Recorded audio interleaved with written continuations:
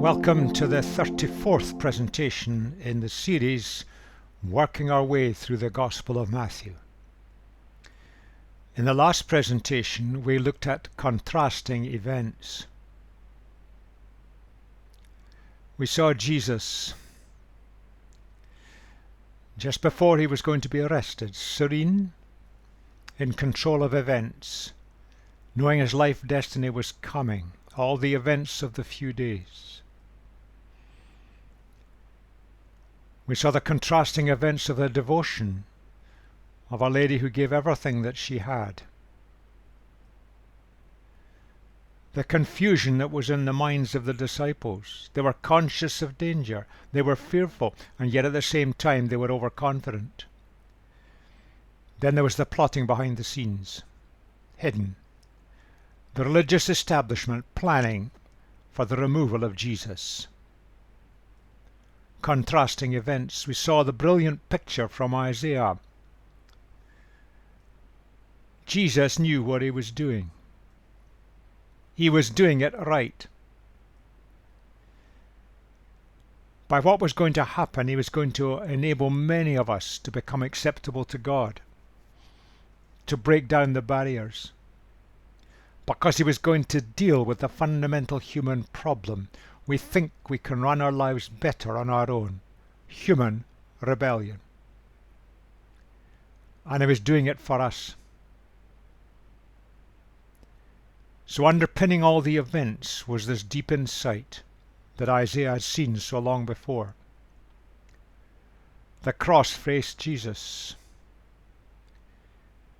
He died there by choice. He didn't have to go, he could have escaped. But he went to the cross for all humanity. And the contrasting events surrounding it. The devotion of one person. The plotting of the establishment figures. And the confusion of his close friends. Contrasting events. Now we move on to injustice. Injustice at every turn. Jesus with his group of friends leaves the area, goes down the steep slope across the Kidron Valley, a short walk, onto the lower slopes of the Mount of Olives, where there was a garden. By now it was late in the evening. They were getting tired,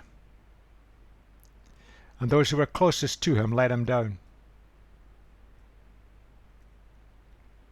But Jesus needed that quiet moment to prepare himself for what lay ahead. He knew what was facing him. Then Jesus went with his disciples to a place called Gethsemane, and he said to them, "Sit here while I go over there and pray." He took Peter and the two sons of Zebedee along with him, that's James and John, and he began to be sorrowful and troubled. Then he said to them, "My soul is overwhelmed with sorrow to the point of death. Stay here and keep watch with me." Going a little further, he fell with his face to the ground and prayed, "My Father, if it is possible, may this cup be taken from me, yet not as I will, but as you will." Then he returned to his disciples and found them sleeping. "Couldn't you men keep watch with me for 1 hour?" he asked Peter. "Watch and pray so that you will not fall into temptation. The spirit is willing, but the flesh is weak." He went away a second time and prayed, "My Father, if it is possible for this cup to be taken away, unless I drink it, may your will be done."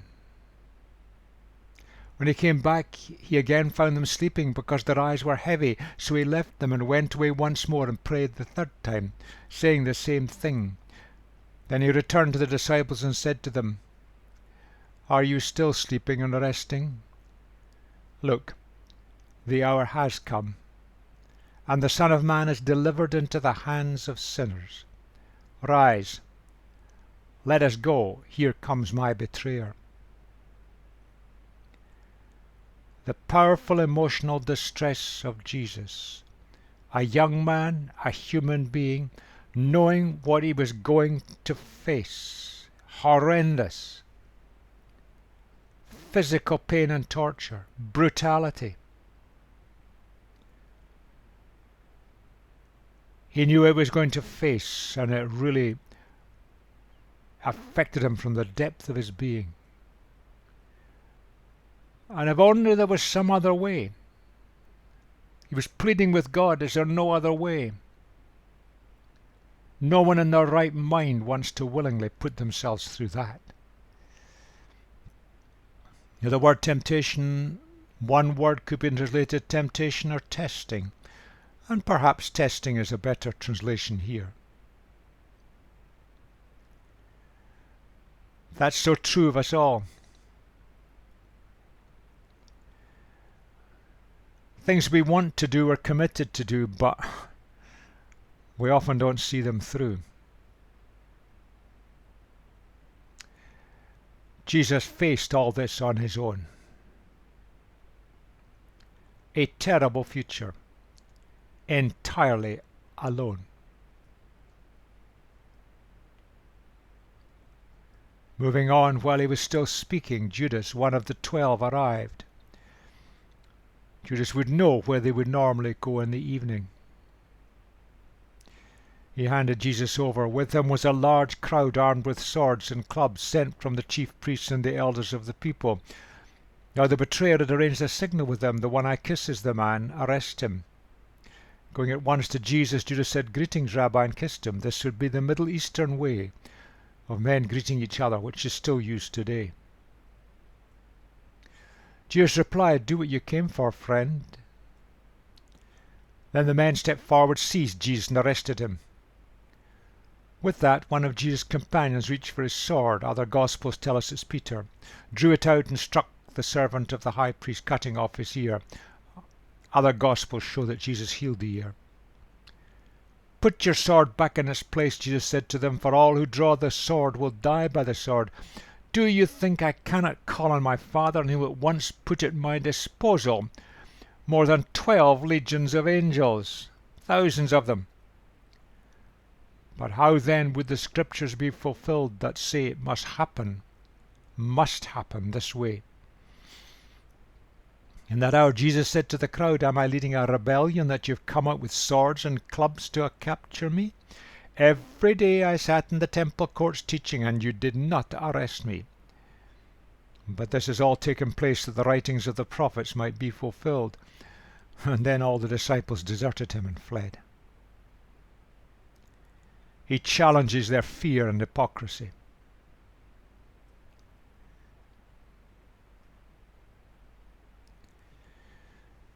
A large, well-armed group of Jewish guards. The religious leaders just didn't have a clue as to how Jesus would operate.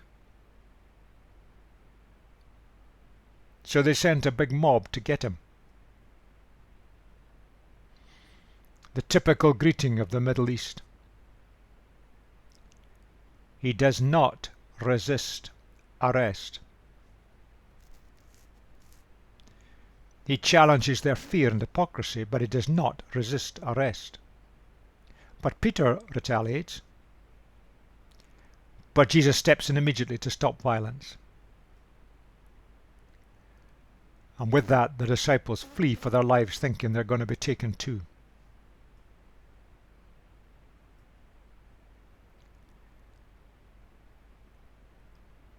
Such an important statement.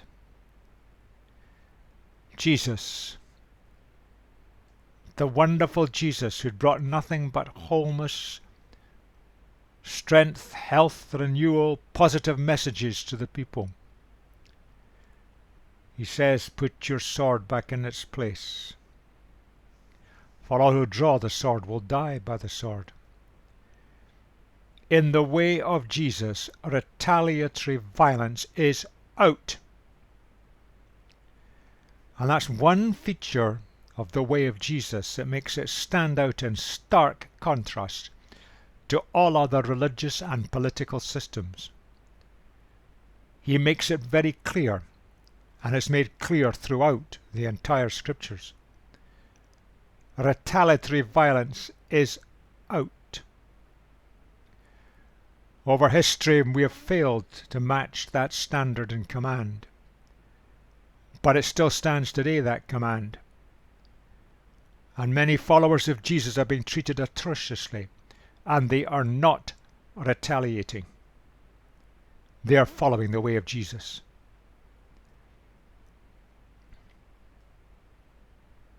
So often in our world today, violence, deception, coercion, they seem to win. But in the long run, they never win. Rejecting retaliation, suffering love, rejecting violence and coercion, in the end, they always win. Fundamental principle of our entire world. And how we need to learn this.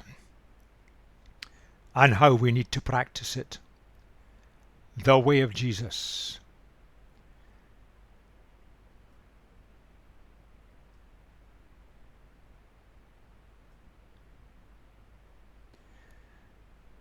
Jesus is fully aware of what was coming.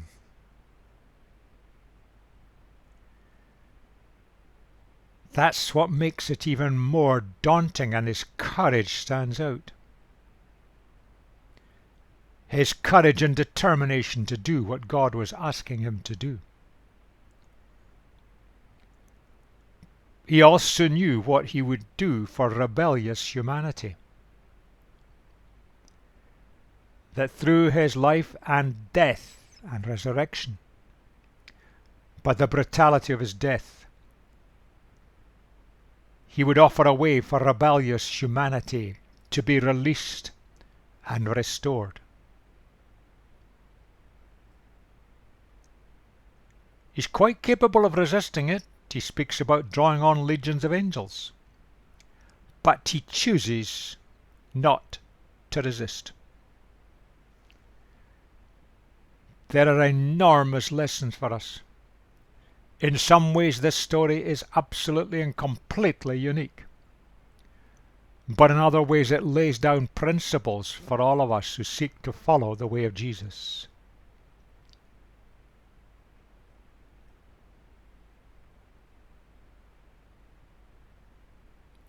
Jesus followed the way that God wished him to go, no matter what the cost. Now let's move on. Those who had arrested Jesus took him to Caiaphas the high priest, where the teachers of the law and the elders had assembled. But Peter followed him at a distance, right up to the courtyard of the high priest. He entered and sat down with the guards to see the outcome. The chief priests and the whole Sanhedrin, that's the Jewish religious highest court and ruling body, were looking for false evidence against Jesus so they could put him to death. But they did not find any, though many false witnesses came forward. Finally, two came forward and declared, "This fellow said, I am able to destroy the temple of God and rebuild it in 3 days." That's twisting what Jesus actually did say. He was speaking about himself being killed, being resurrected in 3 days. Then the high priest stood up and said to Jesus, "Are you not going to answer? What is this testament these men are bringing against you?" But Jesus remained silent. The high priest said to him, "I charge you under oath by the living God. Tell us if you are the Messiah, the Son of God." "You have said so," Jesus replied. "But I say to all of you, from now on you will see the Son of Man sitting at the right hand of the Mighty One and coming on the clouds of heaven." Then the high priest tore his clothes and said, "He has spoken blasphemy. Why do we need any more witnesses? Look now, you have heard the blasphemy. What do you think?" "He is worthy of death," they answered. Then they spat in his face, struck him with their fists. Others slapped him and said, "Prophesy to us, Messiah, who hit you?"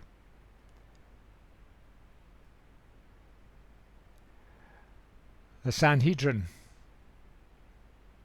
was summoned at night, illegally. And it was meeting in the outer courtyard of the high priest's residence, a political appointee by the Romans. To be valid, there had to be a quorum of 24. We don't know how many were there, but we do know some who were not. They couldn't find any charge against Jesus. Nothing would stick.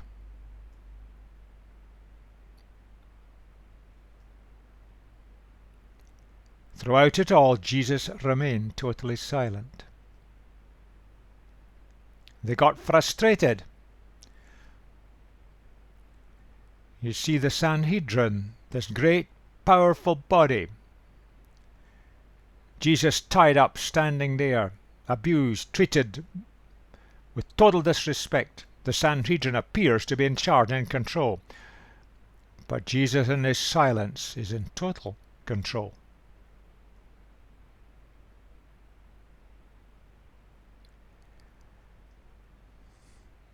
Then the high priest puts the central charge to Jesus. Tell us if you are the Messiah, the Son of God. And the answer Jesus now gives, you have said so. In other words, that's the title you're giving me, but you don't understand what's meant by it. But I say to all of you, now I'm going to expand it. From now on you will see the Son of Man sitting at the right hand of the Mighty One and coming on the clouds of heaven. That's nothing to do with Jesus coming to earth. It's taken from the book of Daniel, where Jesus enters heaven having won the victory and is presented to God. He's going to be exalted.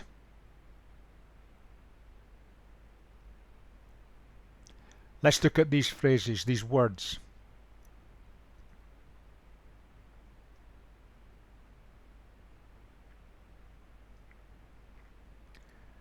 Three descriptions. Jesus accepts them all, but what do they mean? You could go on for a great length of time on each one of these, but Son of God. Just one reference. All the nature of God and God's authority rested on Jesus. If you like, God entered our humanity in the life of a human being. That shows humanity what God himself is like, because we can make sense of Jesus, because he's a human being. But Jesus had all the nature, all the authority of God resting upon him, and chose to work within the limits of humanity. Son of Man, that's taken from the book of Daniel. It can simply mean a human being. But in Daniel's picture, all God's power and authority was given to Jesus, and Jesus was taken back into heaven and exalted. Nothing to do with the return of Jesus. We've got it completely wrong. Look at the book of Daniel and it makes complete sense.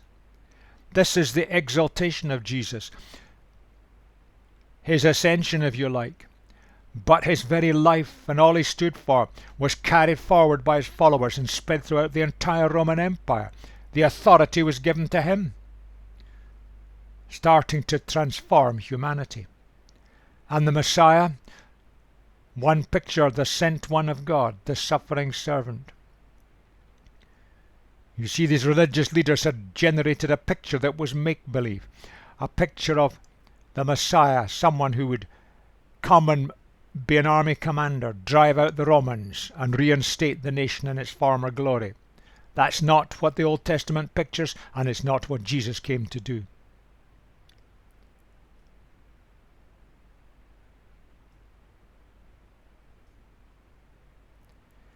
Now Peter was sitting out in the courtyard, and a servant girl came to him. "You also were with Jesus," she said, but he denied it before them all. "I don't know what you're talking about," he said. Then he went to the gateway, where another servant girl saw him and said to the people there, "This fellow was with Jesus of Nazareth." He denied it again with an oath, "I don't know the man." After a little while, those standing there went up to Peter and said, "Surely you're one of them. Your accent gives you away." Peter would speak with a Galilean accent, as did Jesus. Then he began to call down curses, and he swore to them, "I don't know the man." Immediately a cock crowed. Then Peter remembered the word Jesus had spoken, "Before the cock crows, you will disown me 3 times. It's the early hours of the morning now. And he went outside and wept bitterly.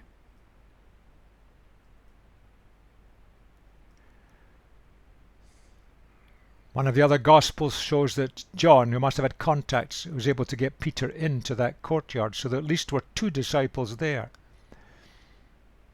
But he was recognized. And the recognition becomes more complete. And he denies it. He's scared for his own skin. He failed comprehensively the test of loyalty. But he did have the courage to follow Jesus to the courtyard, as did John. He did remember what Jesus had foretold, and he did weep bitterly on his failure. Again, there are also a contrast here: his courage and his fear. His loyalty in coming and his disloyalty when being challenged. His failure, but his tears of regret. This picture gives all of us hope. We mess up so often, when we let Jesus down so often. When we come back and recognize, sometimes with bitterness, recognize just what we've done and how we've failed, Jesus can reinstate and restore.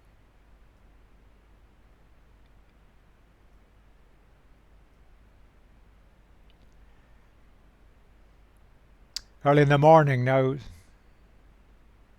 light has come. All the chief priests and the elder people made their plans how to have Jesus executed. So they bound him, led him away, and handed him over to Pilate the governor. When Judas, who had betrayed him, saw that Jesus was condemned, he was seized with remorse and returned the 30 pieces of silver to the chief priests and the elders. "I've sinned," he said, "for I betrayed innocent blood." "What is that to us?" they replied. "That's your responsibility." So Jesus threw the money into the temple and left. Then he went away and hanged himself. The chief priests picked up the coins and said, "It's against the law to put this into the treasury, since it is blood money."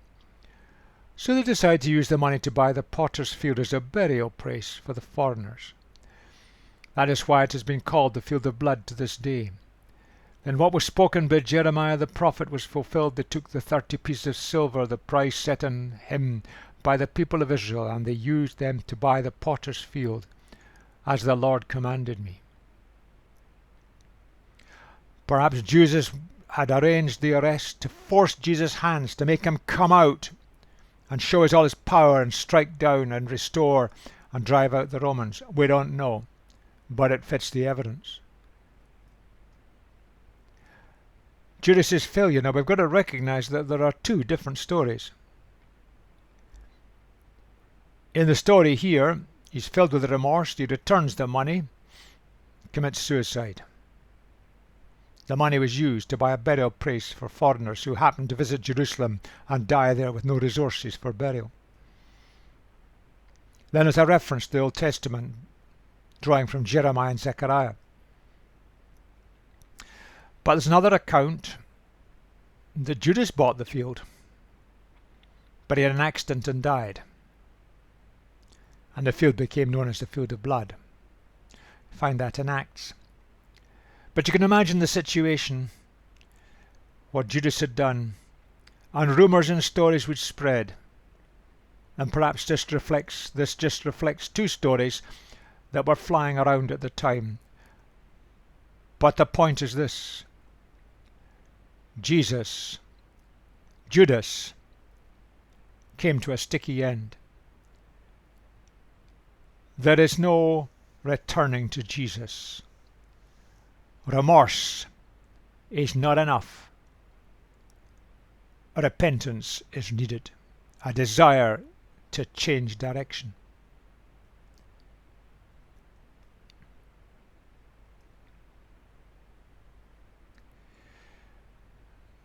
Matthew returns to the main story, having jumped a little bit. Jesus now stood before the governor Pilate, and the governor asked him, "Are you the king of the Jews?" The chief priests, we find this from other gospel records, had decided that they make this the charge, because being called king of the Jews put him in conflict with the Roman authorities, where no other kings were allowed. So it would be seen as sedition and worthy of the death penalty. "You have said so," Jesus replied. The title's right, but you don't understand what you're talking about. If you're like I am, but not in the way you think. And the other gospel records expands that slightly. His kingdom is not of this world. His kingdom is a spiritual kingdom and has no physical identity at all. While he was accused by the chief priests and the elders, he gave no answer. Then Pilate asked him, "Don't you hear the testimony they are bringing against you?" But Jesus made no reply, not even to a single charge, to the great amazement of the governor. That was the governor's custom at the festival to release a prisoner chosen by the crowd. At that time they had a well-known prisoner whose name was Jesus Barabbas. So when the crowd had gathered, Pilate asked them, "Which one do you want me to release to you, Jesus Barabbas or Jesus who's called the Messiah?" For he knew that it was out of self-interest they'd handed Jesus over to him.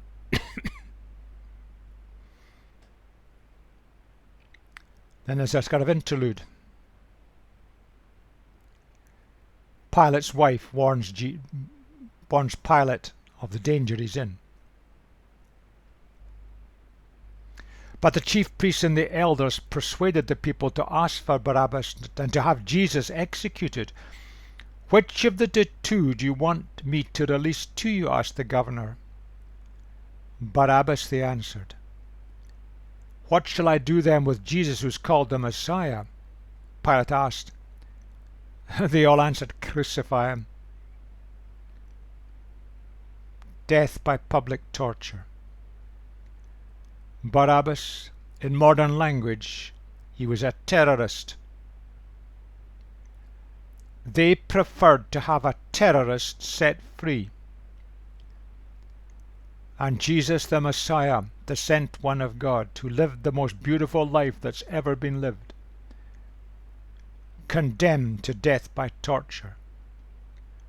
What a staggering decision, all driven by religion and people who are the leaders seeking to protect their own cozy way of life, their power base. How easy it is for this sort of thing to happen. Pilate's amazed. Why? What crime has he committed? But they shouted all the louder, "Crucify him." When Pilate thought he was getting nowhere, but that instead an uproar was starting, he took water and washed his hands in front of the crowd. "I am innocent of this man's blood," he said. "It's your responsibility." All the people answered, "His blood is on us and on our children." Then he released Barabbas to them, but he had Jesus flogged and handed over to be crucified. Pilate is well recorded in history and had a reputation of being a little tactless at times, heavy-handed. And he was scared stiff of some sort of riot on his territory under his watch. He'd be summoned back to Rome and probably lose his job. So he opts out. But look at the last little bit. Just a few words. We just stop for a moment. That decision by Pilate, what it actually meant. A Roman flogging meant that the man was stripped, tied to a pole, and the Roman soldiers with leather whips whipped him, but the leather whips had stones and bits of metal stuck in the leather, and literally the entire flesh of the back of the man was ripped off him, down to the ribcage. And it was so brutal that many a young man died of blood loss and shock. Jesus was a physically fit young man. He survived, but he didn't have the strength to carry the crossbar of his cross. And he died after only 6 hours. His body had been so brutalized. And crucified, we've sanitized it. A man would be stripped naked, humiliated, pinned up on pieces of wood, and every breath would be agony. Think of it, every breath for 6 hours. Under the blazing heat of the sun. watched and mocked by people round about. It was the Roman way of terrorizing its populations so that they would do what the Romans wished them to do, regarded as the most brutal form of death by torture ever invented by humanity. And that's how Isaiah pictures it. Just as there were many who were appalled at him, his appearance was so disfigured beyond that of any human being, and his form marred beyond human. That's what the brutal whipping would do. He was despised and rejected by mankind, a man of suffering and familiar with pain. Like one from whom people hide their faces, he was despised, and we held him in low esteem, utterly humiliated in the public eye. That's what Jesus did willingly, to release humanity and give us the chance of being set free from our rebellion against our Maker.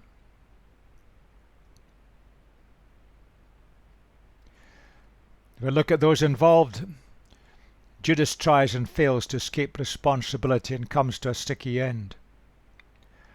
The religious leaders, they try to blame Jesus for it, blasphemy, but they are responsible. Pilate, scared for his reputation, transfers the responsibility to the people there. And the crowd that was there, they accept the responsibility, and they probably were unaware of what they were doing. Now that crowd is not the crowd that welcomed Jesus into Jerusalem. This crowd in the early hours of the morning was a kind of rent-a-crowd, followers of the religious leaders.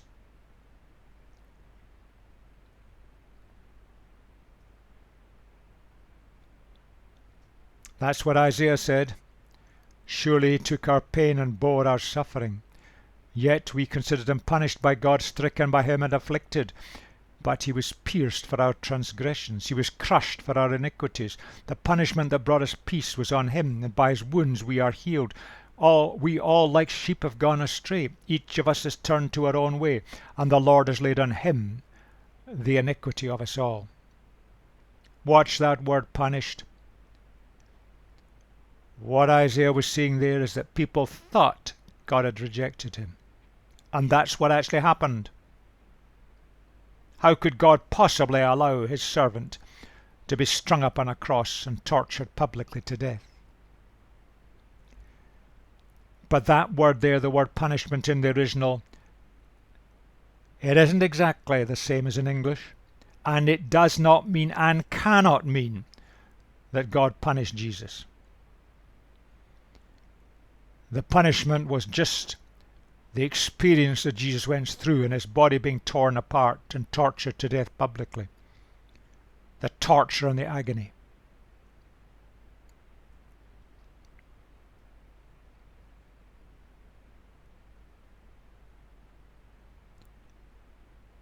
Humans carry responsibility for what they did to Jesus, and perhaps if we'd been there in the religious establishment, we'd have done exactly the same.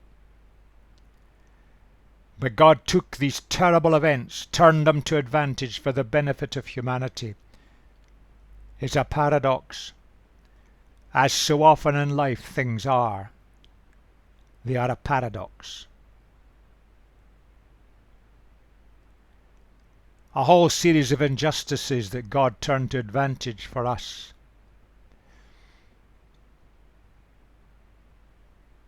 Pilate is well recorded in history, and he had a problem. Blasphemy, but they had no power of the death penalty. The Romans didn't allow it. But blasphemy was not a crime under Roman law. They needed, the religious needed to invent a crime against Rome, so they called him the King of the Jews. So he was a threat, because nobody was allowed to be called king. Lies dominate, and the exit to truth has gone.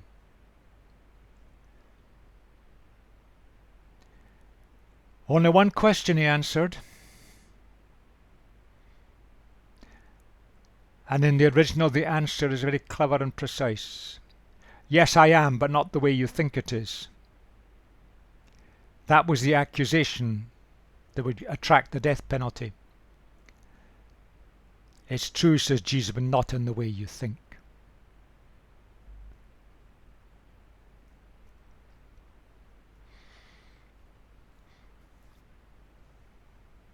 Pilate was an experienced operator. The evidence didn't stack up. He knew what was going on. He had warnings from his wife to be careful. And he tries desperately to pass the blame to others. But that phrase there has been so misunderstood.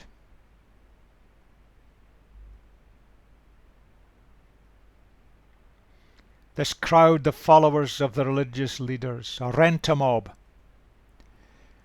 But the word there, and it's been changed from the word before. That word is used of the nation of Israel. What does that mean? Is it a self-inflicted curse on the nation? Or was it a picture about all that was going to happen?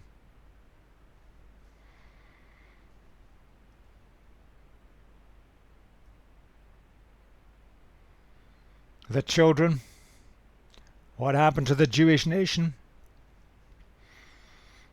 Within a matter of a few decades, they were wiped out as a people group. Hundreds of thousands were crucified. Women and children were devastated, abused terribly. They fled. There was a complete spiritual shift. The Jewish rejection of the Messiah shifted the whole thing in the spiritual realms. The temple and the city would lose their spiritual focus, and they have done and have done ever since. The temple and city would be destroyed. They were wiped out. And where the temple was, there's now an Islamic mosque today. And the whole focus shifted to the vindicated enthroned Messiah. Ascended to heaven. He released his power. The kingdom grew and spread throughout the Roman Empire. The empire didn't survive, but the kingdom of Jesus did, and still does today. That's what did happen. Jesus drew people to himself right throughout the Roman Empire. It all happened within a generation. Jesus had predicted that. And in the story of the vineyard tenants, the tenants were expelled and were replaced by others. The Jewish nation was expelled from the plans of God and replaced by others because they had rejected their Messiah. That is the curse that was brought into being. And that's the deep meaning of what Jesus was saying and what these events reveal to us. Pilate wanted that. He was caught in a no-win situation. The leaders just wanted their cozy power structures and lifestyles to go on unthreatened. The crowd, yes, they were manipulated by the leaders, but they were anti-Jesus. They were supporters of the religious establishment. But Jesus, he faced a combination of religion and politics. Now that's always a heady mix, as we can see in the world today. Jesus takes on all the consequences of human rebellion. He went through being whipped and crucified. That was the consequences of this combination. And God turned it to advantage, because in that Jesus broke the power of satanic control in humanity. But he did it by suffering love, and suffering love always wins. Not violence, not retaliation, not brutality, not manipulation, not deception. Suffering love. How we need to learn that lesson today. But in the process, God in his graciousness, through Jesus, released freedom and hope for humanity. And the evidence of history shows it, despite all our failures. The evidence of today shows it. But it's still being rejected by many of the leaders in the world today, religious and political.